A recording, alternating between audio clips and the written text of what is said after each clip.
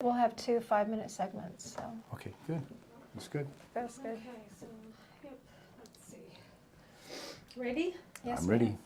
5, 4, 3, 2. We're here with Senator John Coghill. Thanks so much for coming in. Good afternoon. My pleasure. I appreciate you guys coming down. I know you're really busy on the Hill. Yeah, it is very busy. How are you working through that budget right now? Well, very difficultly, I can tell you. Great needs in Alaska, and we have set up an expectation that we're just not going to be able to fulfill. So a lot of people bring their needs to Alaska, totally appropriate. But if you're cash poor, you've got to change your behavior. So we'll have to change our behavior, and that's going to be painful.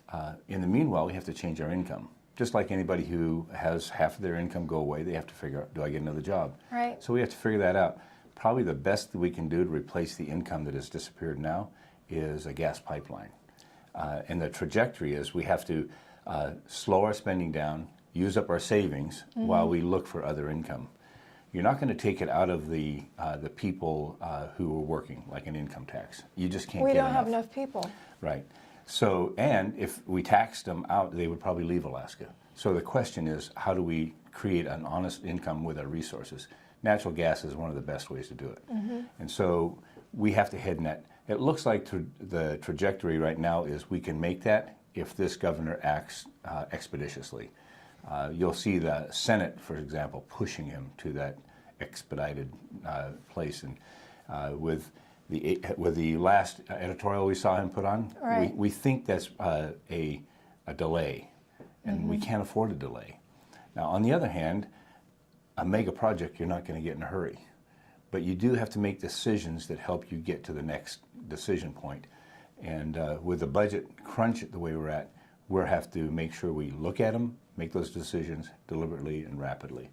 So the budget this year is probably going to start the downward trajectory with the idea of how do we do our core services well? Right. What is the fluff that we've allowed to be built into our state? How do we kind of begin stealing those things off? And then if we can't afford to do things, what are the prioritization? We're not going to take the police off the street, for example. We're not going to change our land management to the degree that we can. So healthcare and education are two of the next biggest budgets. They're going to feel a squeeze. And so I've been involved in the healthcare discussion, whether it's Medicaid or how do we change patient input into the healthcare system. And I say that almost pejoratively. There is no healthcare system. Right. There are healthcare industries that create value for people. Right now, the value is not well known, and right now we can't afford the Medicaid that we've done. It's unsustainable. So the governor asked for a ratchet up on this Medicaid expansion, and guys like me are saying that's fine. That's federal money. It's good infusion of cash, but we can't afford it under the Medicaid plan we have right now. It's unsustainable. Right. So you add something unsustainable onto something that is already unsustainable. So we have to change the way we do it. And I don't know if we can get there this year. I see the governor's put a full court press on Medicaid expansion, but we really have to do Medicaid reform first. And so you add the budget woes, Medicaid being one of them, and the income, which I think is gas. The next thing we'll ask people is, what about your permanent fund? But before we can go to them... It's like $60 billion now in the permanent fund. So, and the income off of that probably could help us. But before you do that, you have to say, what do we have to do in government to get back to our core services? I think it's a wrong thing to ask the people to give that up before we start changing what we do in government. And so this year is going to be that question. The next year, we start asking other questions, which is unfortunate. It'll be in a political year. One of the other cost drivers in Alaska is our penal system. At this point, we can't afford to build another prison. We know that. But we're at 101% occupancy. Yeah, and going up. And so we've got to change the way we do business there. So I've been involved with the Criminal Justice Working Group on recidivism, how to change people coming back into jail, and things that allow people to be productive. For example, we had mandatory sentences on driving license issues. What can we do to allow people to be productive and still hold them accountable? That's a big deal.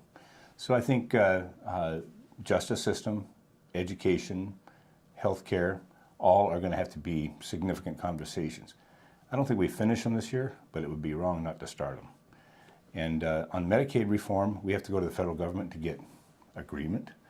But there are some things that we can do as a state. I think Right. we should. So the budget is going to force us to be creative, which I think is a good thing. As far as I'm concerned, we have a lot of good people with a lot of good minds in Alaska. So I think let's be creative. There are people that are going to go without. Then it's a matter of how do we help the neediest among us, like in Medicare, or how do we ratchet down the cost of health care? And then how do we keep a vibrant business? We're actually very asset rich.